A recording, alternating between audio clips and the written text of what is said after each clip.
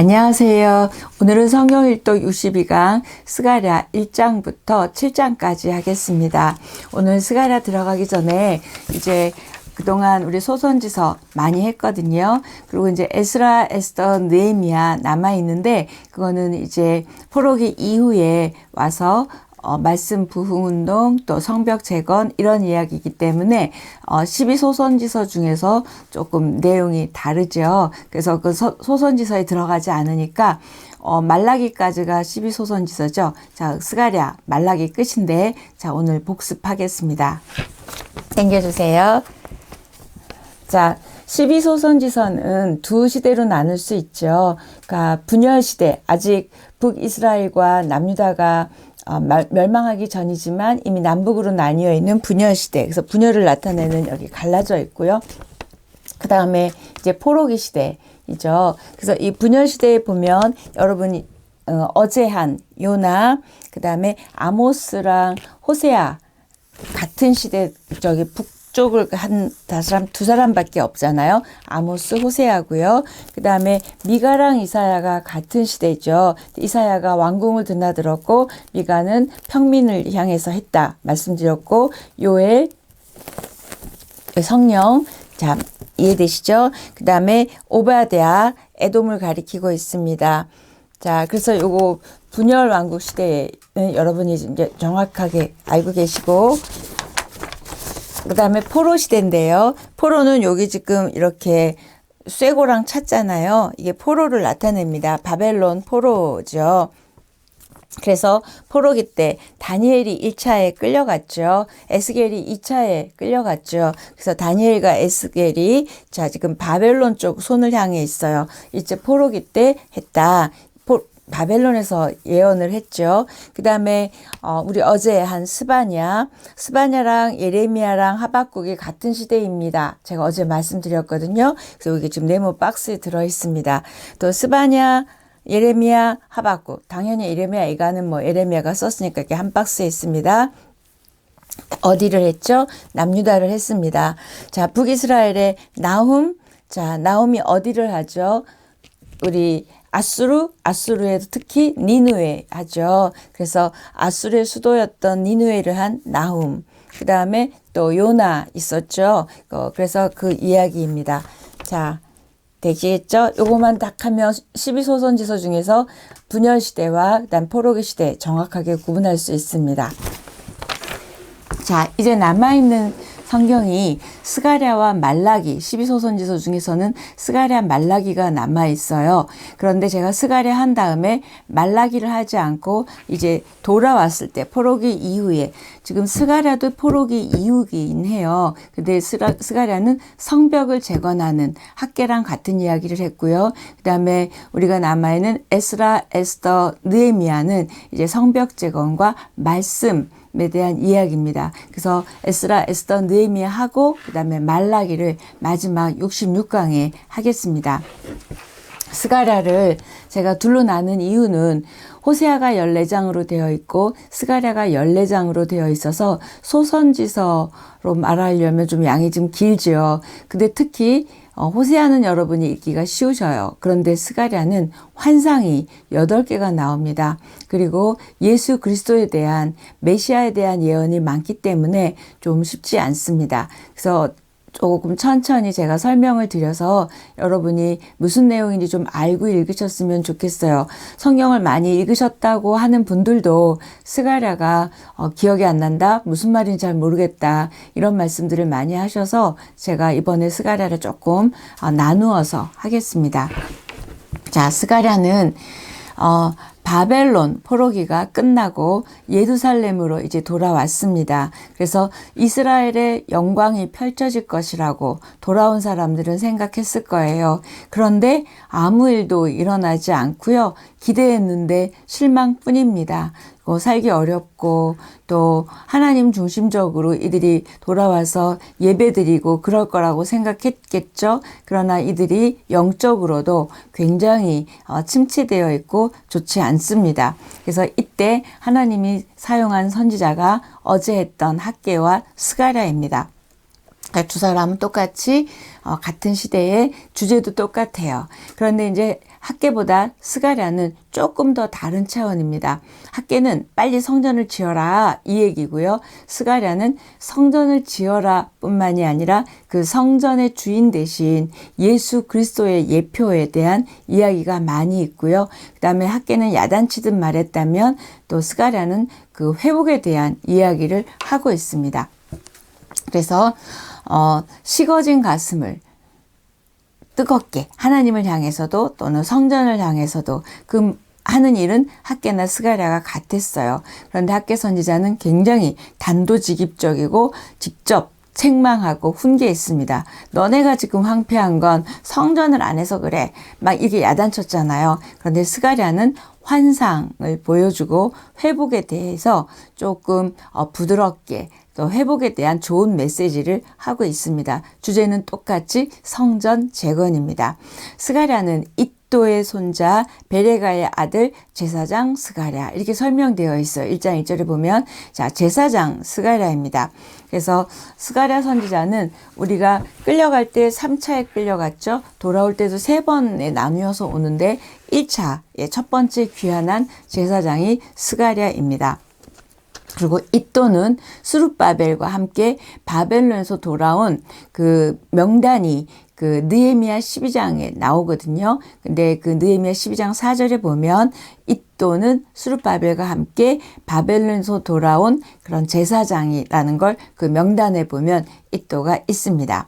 자, 에스라 2장에는 1차로 귀환한 사람들의 인원이 지파별로 나와 있어요. 근데 그때 이제 스가랴가 들어왔다는 걸 알 수 있겠죠. 그때 처음에 들어온 숫자가 대략 한 5만 명 정도가 되거든요. 그게 어디에 나와 있다고요? 에스라 2장 우리가 이제 할 건데요. 보시면 되고 그래서 학개 스가랴 같은 시대에 자 스가랴는 그리스도에 대한 예표가 많은 구약의 책입니다. 이사야가 예수 그리스도에 대한 예표가 많았고요. 그다음에 소선지서 중에서는 스가랴가 단연 1위입니다. 그래서 예수님이 그 환상이 다 예수님에 대한 또는 회복에 대한 이야기입니다. 성전의 기초는 놓았지만 성전을 계속 짓지 않고 있어요. 그리고 사람들이 지쳐버렸습니다. 그래서 스가랴가 그들에게 어떻게 보면 귀한 공동체죠. 포로로 귀환한 그 귀한 공동체의 근본적인 영적인 문제에 대해서 이야기합니다. 어제 학계에 대해서 얘기할 때도 이들이 하고 싶지 않은, 할 수 없는 게 아니라 하지 않았다. 제가 그런 표현을 썼죠. 지금 스가랴도 그런 이 귀한 공동체에게 전하는 메시지입니다. 그런데 하나님은 학개와 스가랴를 보내면서 끝끝내 그분이 이루실 일, 계획하신 일은 이루시고야마는 그런 걸 보게 되는 성경입니다. 스가랴서의 주제는 회복입니다. 근데 회복 앞에 반드시 뭐가 있죠? 회개죠. 그래서 회개와 회복입니다. 너네가 회개하면 돌아오면 회복한다. 그런데 이 스가랴서에는 회개해라 이런 말도 별로 표현하지 않고요. 뭐라고 표현하냐면 돌아오라. 돌아오라. 너희가 돌아오라. 그럼 내가 너희들에게 돌아가겠다. 이런 표현을 쓰면서 돌아오라. 회복시키시겠다. 얘기합니다. 그래서 회개라고 직접적인 언어보다는 돌아오라라고 이야기하죠. 1장부터 그렇게 말씀하십니다. 그래서 스가랴서를 읽으면서 그들에게 식어진 마음, 식어진 믿음을 일으키려고 스가랴가 예언했다면 우리도 스가랴서를 읽을 때 우리의 혹시 식어진 마음 또 식어진 믿음이 있다면 저와 여러분에게 불일듯 일어났으면 좋겠습니다. 자, 스가랴 누구랑 같은 시대? 학개랑 같은 시대.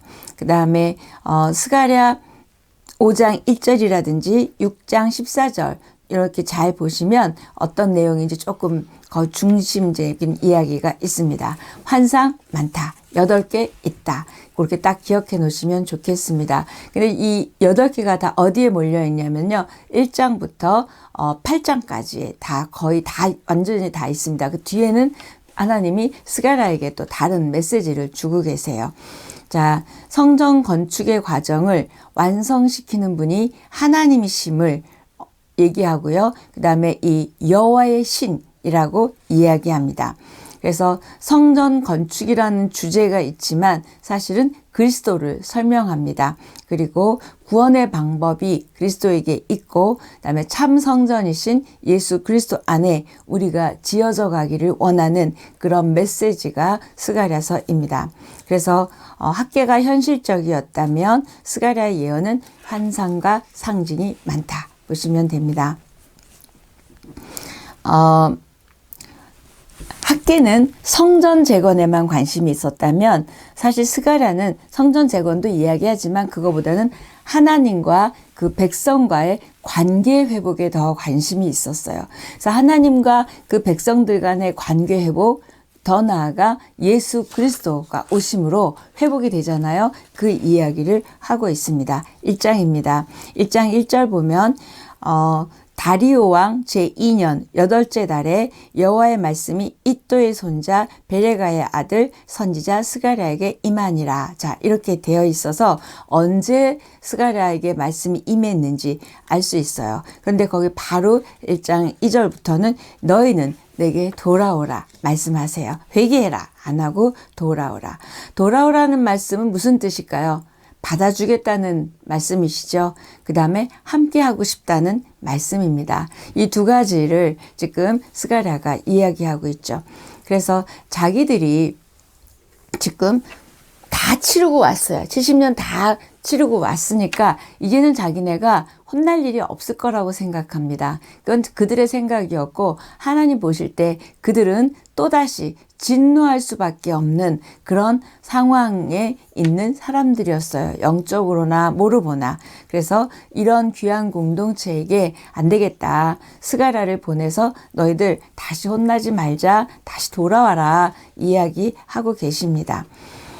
그러면서 반복하면서 돌아오라고 얘기하면서 덧붙이는 말이 여러분 읽어보시면 독특한 게 붙어요. 만군의 여호와라고 붙습니다. 근데 이 만군의 여호와가요. 스가랴서에 50번이 넘게 나와요. 제가 이렇게 봐도 한 53번, 한 54번 이 정도 나오는데요. 왜 그렇게 만군의 여호와가 많이 나올까? 특히 1장 3절에서만도 3번이나 나옵니다. 이 만군의 여호와는 제가 사무엘상에서 제일 먼저 나옵니다 했었어요. 이 뜻이 뭐였죠? 모든 세상을 전지전능한 능력으로 다스리시는 절대적인 통치자라는 표현이 만군의 여호와거든요. 그러니까 결국은 이 만군의 여호와를 붙이면서 돌아오라고 이야기하시니까 이 절대적인 통치자 앞에 돌아와야 산다. 돌아오라랑 만군의 여호와가 붙어 있음을 보게 됩니다. 그래서 1장 7절부터 6장 15절까지 6장 15절까지가 8개의 환상이 다 나와 있고요. 묵시문학입니다. 묵시문학하고 비슷해요. 자, 이제부터 이제 환상이 들어가요. 자, 첫 번째 환상. 붉은 말을 타고 화석류 나무들 사이에 서 있는 사람을 보게 됩니다. 이때 화석류 나무는 이 이스라엘 사람들에게요, 생명을, 새로운 시작을 나타내는 나무였대요. 그러니까 벌써 이들은 이 성경을 읽기만 해도 생명이 뭔가 새로운 일을 하나님이 하시나 보다 하는 거죠. 붉은 말을 타고 화석류 나무들 사이에 서 있는 사람. 그럼 벌써 회복인가 보다. 새로운 생명인가 보다. 이들은 알아들었다고 하더라고요. 그래서 그 화석류 나무를 보면서 하나님이 새롭게 시작하시고 계시구나. 회복시키시구나 얘기합니다. 내 말과 순찰자가 보여지는데요. 17절까지 쭉 이어지는데 내 말과 이 말이 다 색깔이 달라요. 그래서 그 색깔이 무슨 의미를 하고 있는 것까지는 잘 우리가 몰라도 되고요. 여기서 보면 이때 온 땅이 평안하고 조용하더이다 이렇게 얘기하는 거예요. 말 타고 와서 보니까 이때 땅이 평온한 이유는 하나님 백성이 바벨론과 바사에 의해서 황폐되어 있기 때문에 조용한 거예요. 아무 일이 없어서가 아니라 이미 망했어요. 이미 황폐화되어 있기 때문에 그렇게 조용한 땅을 보게 됩니다. 그래서 버려진 채 70년이 지나서 이렇게 지금 황폐하게 고요하게 있는데 하나님 왜 이렇게 가만히 계실까? 언제 여호와가 구원하실지 탄식하는 그런 모양입니다. 두 번째 환상입니다. 1장 18절부터 21절인데요. 또 이번에는 네 뿔과 네 대장장의 환상입니다. 자, 네 뿔이 있는데 그 뿔을 치는 네 명의 대장장이가 보였어요. 뿔은 힘이나 권세나 왕국을 상징하죠. 그래서 하나님 백성을 괴롭히는 당대의 주변 세력을 의미합니다. 그래서 이 넷이라는 숫자는 상징적인 의미고요. 어떻게 보면 총체적이다, 완전한 형태다, 이런 네 뿔 나옵니다. 근데 이 네 뿔이 결국 대장장이가 이 뿔을 치는 거예요. 왜요? 하나님의 백성을 압제하고 망하게 했기 때문에 이 이방 권세를 말하죠. 이 네 뿔은 그래서 하나님 아들이 이 치는 모습이 지금 네 대장장이의 모습입니다.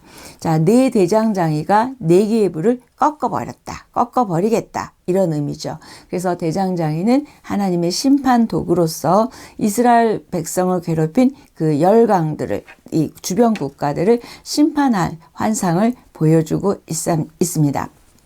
그래서 1장을 보면 하나님의 일하시는 방법을 볼 수 있어요. 결국 그들의 삶 안에서 천사를 보내서 이 땅을 감찰하고 그다음에 교만하고 죄 지은 자를 심판하시는 모습입니다. 읽으면서 저는 그런 생각이 들었어요. 우리 삶도 사방이 막힌 것 같고 또 어려울지라도 하나님을 이렇게 보내셔서 보고 그다음에 다 아시면서 그 환경에서 일하신다고 말씀하고 있습니다. 2장입니다. 자, 2장에서는 세 번째 환상인데요. 한 사람이 측량줄을 잡고 있어요. 그래서 예루살렘을 측량하고 있습니다.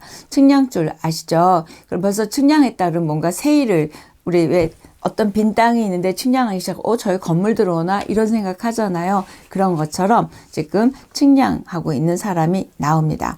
결국 메시아 시대를 준비하기 위해서 여호와의 사자가 잡은 건축 도구가 지금 측량줄로 나오고 있습니다. 그래서 그 사람에게 어디 가냐 물었더니 그 예루살렘을 측량하러 간다, 이렇게 측량줄 잡은 사람이 대답했어요. 그래서 에스겔에도 보면 측량하는 사람 나왔었잖아요. 그때는 막 치수까지 다 나왔었어요. 그런데 스가랴는 치수는 나오지도 않고 뭐라고 표현하냐면 측량할 성곽이 없는 거예요. 근데 이때 측량할 성곽이 무너져서 없기 때문이 아니라 회복되어진 그 성곽이 너무 사람도 많고 가축도 많아서 성곽을 넘쳐나는 거예요. 그래서 성곽이 없다라고 표현합니다. 완전한 회복을 말하죠. 2장 4절 5절 보니까 예루살렘은 그 가운데 사람과 가축이 많으므로 성곽 없은 성읍이 될 것이라 하라. 여호와의 말씀에 내가 불로 둘러싼 성곽이 되며 그 가운데서 영광이 되리라. 왜 성곽이 없었다고요? 하나님이 성곽이 되어주시고 하나님이 그 가운데서 영광이 되어주신대요. 왜 없냐면 너무 거기에 사람도 많고 가축도 많은 그런 너무 풍성한 회복이 될 것이다, 그런 의미의 말씀을 주고 있습니다. 그래서 2장의 후반부 뒷부분에 보면 하나님께서 오셔서 이렇게 함께 머물 것을 말씀해 주시고 그 다음에 유다를 자기 소유를 삼으실 것을 말해 주십니다. 13절 보면 모든 육체가 여호와 앞에서 잠잠할 것은 여호와께서 그의 거룩한 처소에서 일어나심이니라 하더라. 이제 거기에서 일어나셔서 하나님이 일하시는 거죠. 그리고 하나님이 참된 처소가 된다고 말씀하십니다. 3장입니다. 스가랴의 네 번째 환상입니다. 네 번째 환상을 제외하고 그 8개 중에서 네 번째만 빼고는 모든 환상은 스가랴하고 천사하고 대화를 해요. 그런데 네 번째 환상에는 대화가 없습니다. 그때 여호수아와 싹 이라는 단어가 나오는 환상입니다. 1절입니다. 대제사장 여호수아는 여호와의 천사 앞에 섰고 사탄은 그의 오른쪽에 서서 그를 대적하는 것을 여호와께서 내게 보이시니라. 그러니까 여호수아랑 사탄을 지금 봤어요. 자, 여호수아는 누구냐면 귀한 공동체, 그러니까 포로기로 있다가 돌아온 그 귀한 공동체 첫 번째 대제사장이 여호수아였습니다. 우리 여호수아에서 나온 여호수아 아니에요. 그래서 한 환상 속에서 한 천사와 사탄 사이에 서 있고 그 다음에 사탄이 여호수아를 참소하는 거죠. 이때 참소하다, 고소하다, 이거는 사탄의 원래 주 목적이잖아요. 그래서 하늘의 법정에서 여호수아가 지금 고소당하고 있는 환상을 보고 있습니다. 그래서 사탄을 책망하시는 그 모습을 보고 하나님이 지금 책망하고 있는 게 2절입니다. 그래서 대제사장 여호수아가 불에서 꺼낸 그슬린 나무가 아니라며 사탄을 꾸짖는다. 이런 내용입니다. 이게 뭐냐면 이제 여호수아를 막 너네 다 이제 불탄 나무야. 아무 희망도 없어. 그럴 때 하나님이 2절에서 불에 그슬린 나무, 생명 없는 나무가 아니라고 얘기하시죠. 그래서 하나님이 사단을 책망하신 후에 여호수아의 그 더러운 옷을 벗기시고 정결한 옷을 입히시고 관을 씌우시게 하는 그런 환상을 보게 됩니다.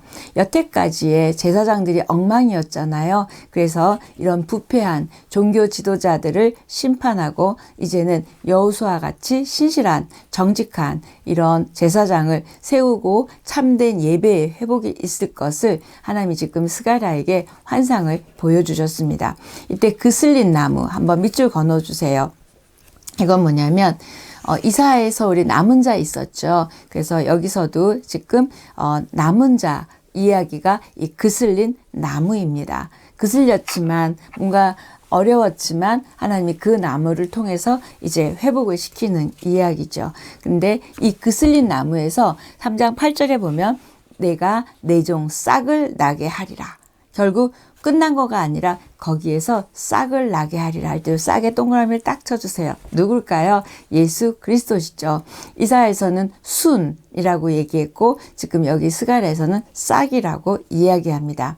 결국 다윗 가문에서 메시아가 올 것을 말하죠. 4장입니다. 5번째 환상은 등잔대와 두 감람나무를 보게 됩니다. 그래서 4번째 환상만 대화가 없었다 그랬죠. 그러니까 여기서 이제 다시 천사와 스가랴가 대화를 하게 됩니다.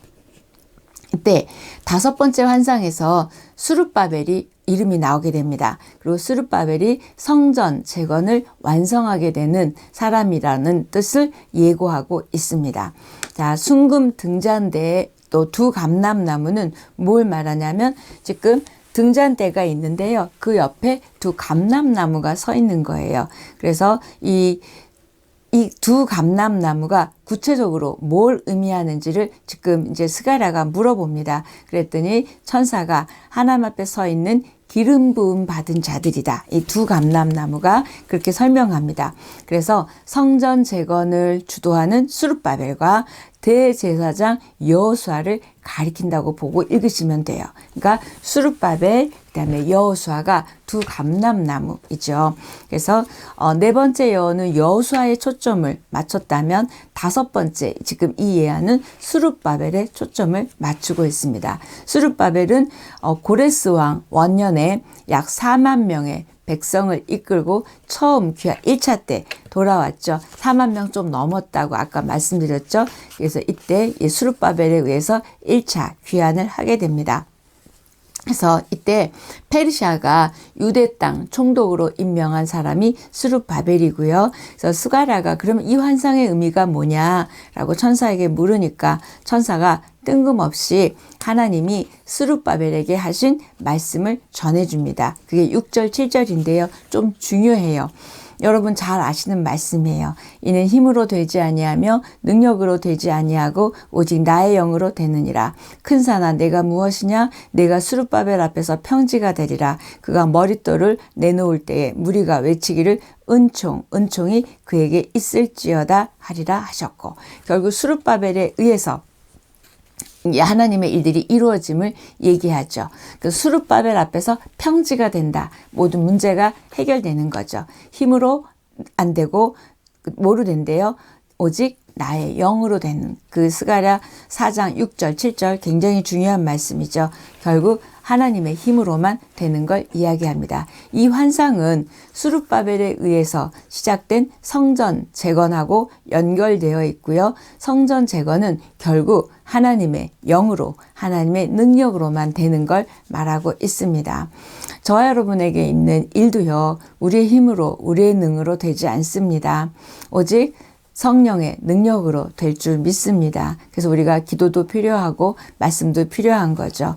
그래서 4장 6절에 이 말씀이 저와 여러분의 고백이 되기를 축복합니다. 하나님이 이렇게 성령을 보내주시는 이유가 바로 이렇게 그분의 힘으로 성령의 능력으로 할 수 있기 때문입니다. 5장입니다. 5장은 6번째 환상과 7번째 환상이 같이 있습니다. 5장 날아가는 두루마리 환상이고요. 그 다음에 이 7번째 환상은 뭐냐면 에바 안에 있는 여인입니다. 이때 에바는 광주리라고 생각하시면 돼요. 그래서 이런 광주리 안에 여자가 들어있는 거예요. 그래서 이 여태까지 5번째까지 환상은 회복 또는 희망에 대한 메시지를 담고 있었다면 이제 6번째에서는 어떤 범죄자에게 임할 심판의 메시지가 5번째까지는 회복, 그다음에 6번째는 지금 심판입니다. 근데 무슨 환상이냐면 날아가는 두루마리 환상입니다. 두루마리가 날아가는 거예요. 엄청난 크기의 두루마리가 날아가는데 길이가 20규빗이래요. 20규빗을 찾아봤더니 약 9m짜리 두루마리고 너비가 10규빗, 그러면 한 4.4m, 그러니까 엄청나게 큰 두루마리가 날아가고 있습니다. 이때 이 압도적이 크죠. 어마어마한 크기의 두루마리가 하늘을 덮고 날아가는 모습은 하나님의 말씀과 경고를 두려움과 경외함으로 대하라는 거죠. 그래서 이 두루마리가 온 땅 위를 날아다닐 때 저주의 글이 그 안에 기록되어 있었고요. 누구든지 죄를 지으면 여기에 기록된 저주가 이 땅 가운데 내려질 것이다 라는 심판을 선언하고 있습니다. 자, 세 번째 왜 증량줄 잡은 사람이 있었잖아요. 그래서 이 환상이 크게 번영할 예루살렘 공동체를 예고하는 거였다면 이 두루마리 환상은 하나님의 심판이 임해서 예루살렘에게 정의로운 공동체를 만들어줄 걸. 죄 지은 자를 다 심판한다 그랬으니까 그 얘기를 하고 있고요. 7번째 에바 속 여인은 뭐냐면 악을 제거하는 거예요. 그래서 풀이나 갈대를 만들어서 이렇게 광주리 모양을 만든 게 에바인데 그게 지금 우리나라로 말하면 이게 뭐 용기, 이렇게 재는 그런 거였대요. 근데 이 여인은 결국 의인화된 거죠.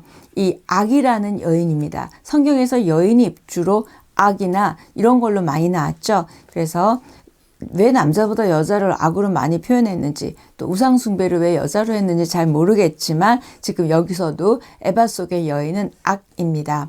그래서 이 악이라는 여인을 에바에 확 집어넣었어요. 그래서 이 여자가 나오려고 그럴 거 아니에요. 그랬더니 딱 이걸 뚜껑을 닫아버려야 되겠죠. 그래서 그 에바의 입구를 막습니다. 결국 악이 더 이상 일어나지 못하게 막아두는 상징적인 의미입니다. 그래서 둥근 납 한 조각으로 에바를 밀봉한 뒤에 두 날개 달린 여인이 그 에바를 들어서 어디다 갖다가 휙 던져버렸냐면 신할 땅이 어디죠? 바벨론입니다. 그래서 바벨론으로 그 악을 치워버립니다. 그래서 이 에바를 치워버리는 일은 뭐죠? 이 땅에 지금 이 유다에 이제 이 악을 치워가는 것을 말하죠. 그 바벨론의 신전이나 이런 섬기는 신전이 그쪽 가운데 이제 더 악이 있을 것을 이야기하고 결국 나중엔 바벨론도 망하게 되죠.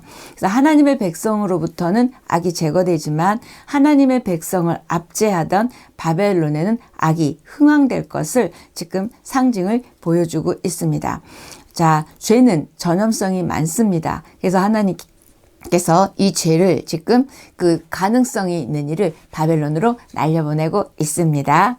6장입니다. 6장에서는 마지막 이제 8번째 환상이 나와요. 구리로 된 두 개의 산이 이렇게 두 개가 있는데 구리로 되어 있고요. 그 산 사이에서 네 병거가 나오는 환상입니다. 그래서 이 네 병거를 끄는 네 말과 순찰자. 뭐랑 비슷하지 않아요? 첫 번째 환상하고 굉장히 비슷합니다. 그래서 서로 다른 색깔의 말들이 네 병거를 끌어요. 이것도 비슷해요. 그래서 이 네 병거는 온 세상을 다스리시는 주님을 섬기는 하늘의 그 4명, 천사 4명이라고 그래서 해설을 제가 찾아보니까 그렇게 되어 있습니다. 병거는 전쟁용 무기죠. 그래서 하나님의 심판을 실행하는 그 통로가 지금 병거로 나오고 있습니다. 그래서 스가랴가 본 마지막 환상은 분위기가 굉장히 첫 번째랑 비슷해요. 네 병거도 나오고 네 말도 나오고 색깔이 다른 말도 나오고 해서 말들이 하나님의 명령에 따라서 세상을 두루 돌아다니는 것도 비슷합니다. 그런데 굉장히 차이가 있어요. 뭐냐면 첫 번째는 뭐였죠? 굉장히 고요했죠. 세상이 조용해서 왜 이렇게 지금 이러냐 그랬더니 지금 70년 동안 했기 때문에 다 황폐화됐기 때문에 그랬잖아요. 그랬는데 지금은 마지막 환상에서는 하나님의 백성이 이제 승리하고 대적들이 심판을 받는 완전히 달라진 모습이 첫 번째 환상과 8번째 환상의 차이입니다. 결국 하나님의 심판이 이제 이루어지니까 하나님이 거기 뭐라고 말씀하시냐면 하나님의 영이 쉬게 되었다. 이렇게 표현을 해요. 자, 우리말 성경을 제가 찾아보니까 하나님의 영이 쉬게 되었다는 뜻이 뭐냐면 내 마음을 시원하게 해주었다. 이렇게 우리말로 되어 있어요. 이렇게 악을 심판하니까 하나님이 이제 하나님의 영이 쉬게 되었다. 하나님의 뜻대로 이 악이 심판이 됐기 때문에 하나님이 내 마음을 시원하게 해줬다. 의미 이해되시겠죠? 그래서 하나님의 공의가 하나님에게 만족스럽게 그렇게 심판이 이루어졌음을 설명하고 있습니다. 마땅한 심판이 악에게 갔다. 이야기입니다. 그래서 이제 8번째 환상이 다 끝났어요. 그 다음에는 이제 뭐가 나오냐면 이 환상 이후에 스가랴에게 하나님의 명령이 주어집니다. 그 명령이 뭐냐면 포로에서 돌아온 사람들에게서 은금이 있었는지 모르겠어요. 근데 은금을 받아서 왕관을 만들어서 대제사장 누구였죠? 여호수아에게 그 관을 씌우래요. 근데 여러분 관은 누가 쓰죠? 왕이 쓰잖아요. 그런데 대제사장에게 그 관을 씌우래요. 이게 무슨 의미일까? 그래서 제가 좀 궁금한 거예요. 그래서 제가 많이 이렇게 찾아보니까 이렇게 되어 있더라고요. 원래 대제사장에게는 왕관을 씌우지 않고 씌워서도 안 됩니다. 그런데 그게 왜 그렇게 썼냐? 무슨 일이냐 하면은 여호수아가 대제사장이면서 동시에 왕의 존재가 된다는 거예요. 근데 진짜 대제사장이면서 왕 같은 분이 누구셨죠? 예수 그리스도시잖아요. 그래서 예수 그리스도의 예표입니다. 이 여호수아가. 그래서 대제사장 여호수아에게 왕관을 씌우는 그 예언적이고 상징적인 행동을 통해서 이 일들을 감당할 예수 그리스도가 오심을 설명하고 있습니다. 그렇게 이해하고 읽으시면 이제 이해가 되실 거예요. 그래서 여호수아가 제사장뿐만이 아니라 이제 정치 지도자 역할까지 수행하게 될 것을 암시하고 있고요. 수룹바벨하고 여호수아가 왕과 대제사장. 자, 수룹바벨은 정치였죠. 그 다음에 여호수아는 영적 제사장이었잖아요. 그래서 이 두 사람이 같이 연합해서 성전을 세우고 나라를 든든하게 유지할 것을 예언하는 말씀이고, 더 나아가서는 이 둘의 일을 감당한 한 분이신 예수 그리스도의 예표입니다. 그게 이제 6장 12절 13절입니다. 읽어보면 싹이라 이름하는 사람이, 이때 싹 동그라미 치셔야 되겠죠? 예수죠. 그래서 싹이라 이름하는 사람이 자기 곳에서 돋아나서 여호와의 전을 건축하리라. 그가 여호와의 전을 건축하고 영광도 얻고 그 자리에 앉아서 다스릴 것이요, 또 제사장이 자기 자리에 있으리니 이들 사이에 평화의 은원이 있으리라. 이렇게 예수 그리스도가 오셔서 이런 일들을 하실 걸 이야기합니다. 자기 있는 곳에서 돋아났다.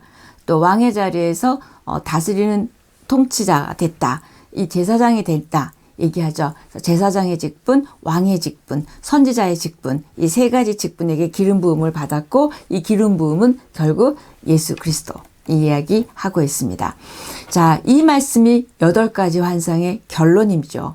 자, 그러면 이게 왜 결론일까?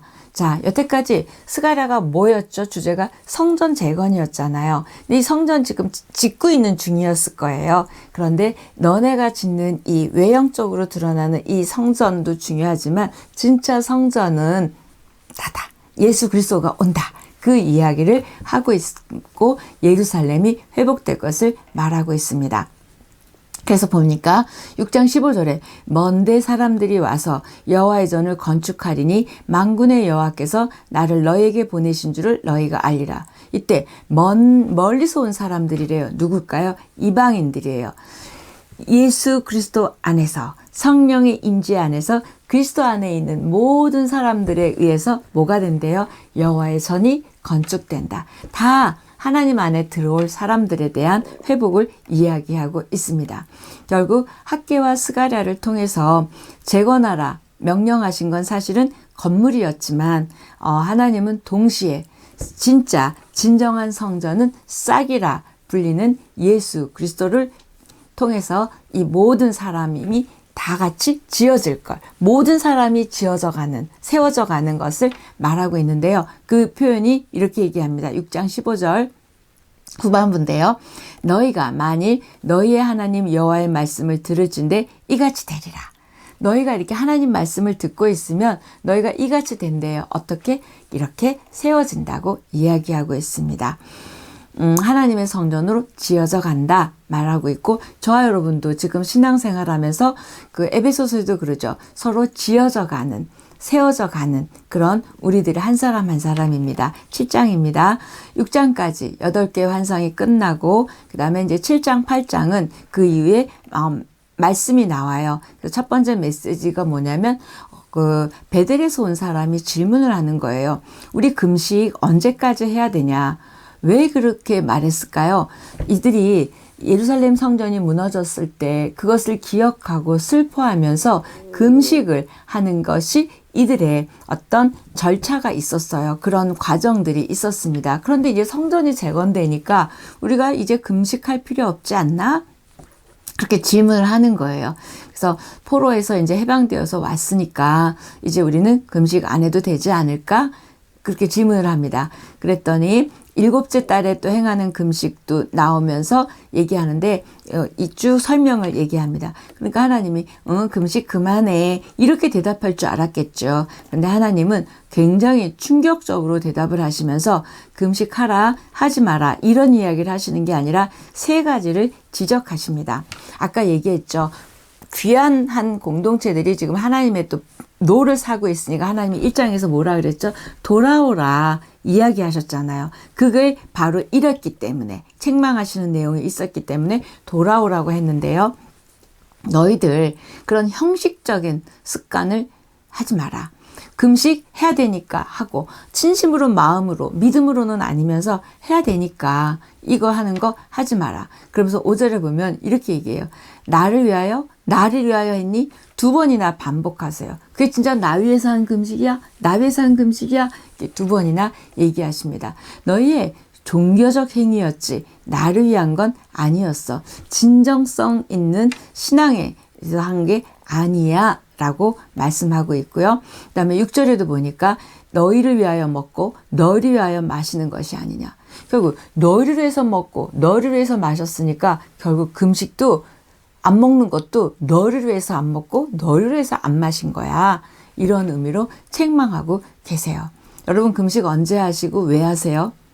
받아내고야 말겠다. 그 응답을. 이럴 때 금식하십니까? 나를 위해서 하는 거죠. 하나님은 지금 그걸 책망하시는 거예요. 나를 위해서 하라는 거예요. 하나님을 위해서 해봐라. 그래서 먹고 마시는 것이 하나님의 영광을 위해서 하지 않았다면 금식도 하나님의 영광을 위해서 한 것이 아니다 라고 이야기하고 있습니다. 충격적이죠. 자, 그 다음 또 하나는 과부나 고아나 나그네 궁핍한 자 압제하지 말라 얘기합니다. 우리 정의 얘기할 때도 이런 자들에게 잘하는 것이 정의였고 또 이사야 58장에 진정한 금식은 고아와 과부와 압제하는 자, 흉악에 있는 자를 풀어주는 것이라고 제가 말씀드렸었잖아요. 여기서도 지금 그 이야기합니다. 진정한 금식은 곡기를 끊는 게 아니라 사랑하는 거예요. 섬기는 겁니다. 그래서 이것이 금식이라고 말하고 있습니다. 또 하나 세 번째 책망은 뭘 하셨냐면 너희들이 귀 기울이지 않는다. 나에게 등을 보였다는 거예요. 결국 귀 기울이지 않았고 순종하지 않았다. 그런 종교적인 습관만 있었지 나에게 내 말을 들으려고 하지 않았다. 11절에서 13절 보면 이렇게 표현하세요. 등을 돌리며 듣지 아니하려고 귀를 막으며 마음을 금강석 같게 했다. 얼마나 안 들리려고 하려면 이렇게 표현을 하셨어요. 지금 세 가지 책망했어요. 너희들의 신앙이 형식적이다. 그 다음에 이중적이다. 또 하나는 외식적이다. 이 세 가지죠. 딱 쉬운 표현으로 말하면 이럴 때 너희들 나하고 관계는 어긋나게 되고 나랑 관계가 어긋나면 너희들은 죄를 짓게 되고 죄를 지면 내가 또 징벌할 수밖에 없다. 그래서 징벌 세 가지를 이야기합니다. 그래? 나도 너희들 말 안 들어. 나도 너희들 기도 거절할 거야. 라가 7장 13절 14절입니다. 두 번째 너희들 내가 회오리 바람으로 흩어버릴 거야. 이렇게 얘기하시고 세 번째 너희에게 준 그 아름다운 땅에 될 것이다. 이 아름다운 땅이 어떻게 된대요? 망가져 버릴 것이다. 라고 이야기하면서 7장은 마무리되고 있습니다. 오늘 여기까지 하겠습니다.